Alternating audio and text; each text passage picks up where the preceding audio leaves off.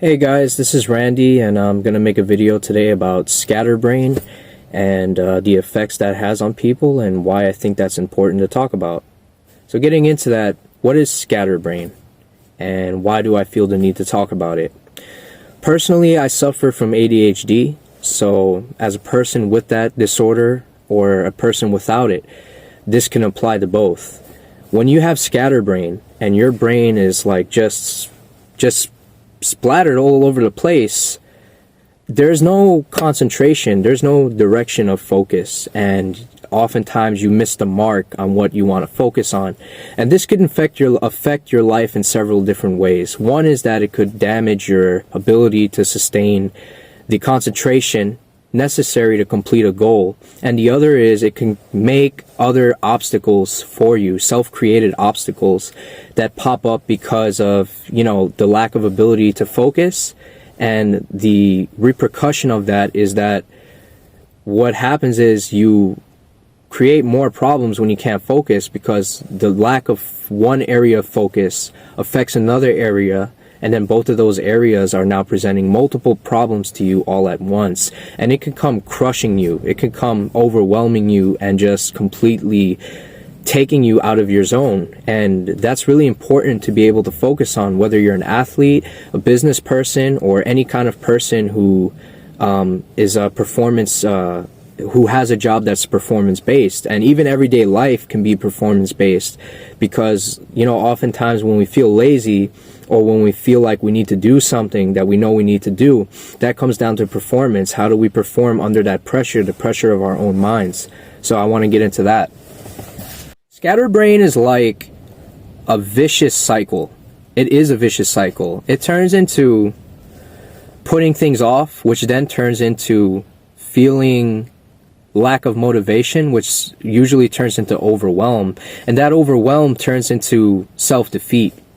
We are basically defeating ourselves by virtue of our own mind.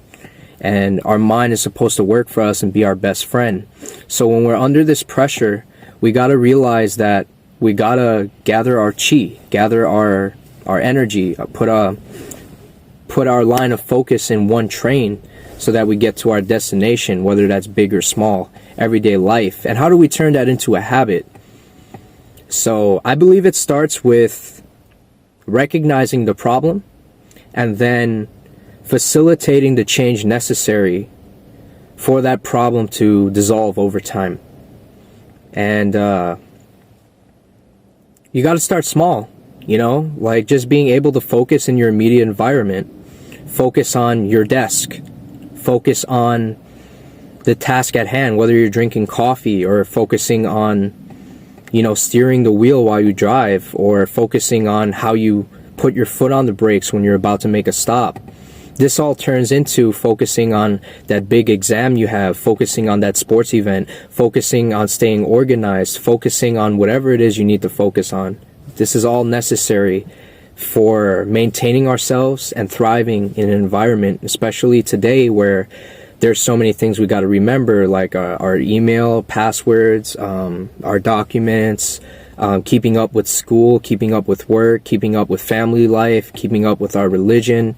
All of these things demand our focus. And, we don't have to be perfect, but we do have to aim for a minimal standard that helps us thrive. That's what I feel is important. So through that, I want to say that I'm currently going to work on bringing my life from scattered and a mess to singular and focused. And I don't aim for perfection, because aiming for perfection is due to a lack of focus, I feel. I just aim to be well off, proficient. I aim to be competent and capable. And I aim to do that through my ability to not be distracted at everything I wish to do. So I challenge you and I ask you to leave a comment about what do you get distracted on? What emotions distract you? What pain distracts you? What obstacle distracts you when you're trying to get to your goal? Where do you want to improve upon that in your life? Where do you feel it's necessary to improve upon that?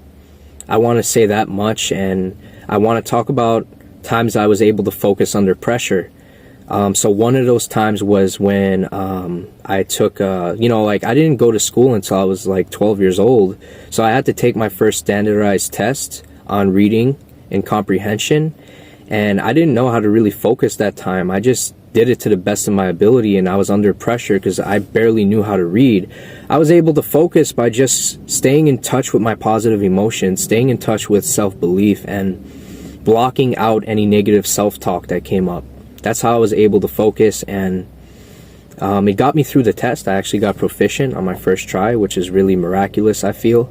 So I've been able to take that with me across life, like with sports and with other things I've done, like asking that person out who I found really attractive. It's focusing on the positive aspect of your emotions, that it's like you're focusing on the better outcome instead of on the negative outcome. If you can focus on that and remind yourself constantly of that, and make it even just an exercise to do that before you start doing it in real time, like instead of doing that when that test comes up, maybe you do that every day when a negative thought pops up.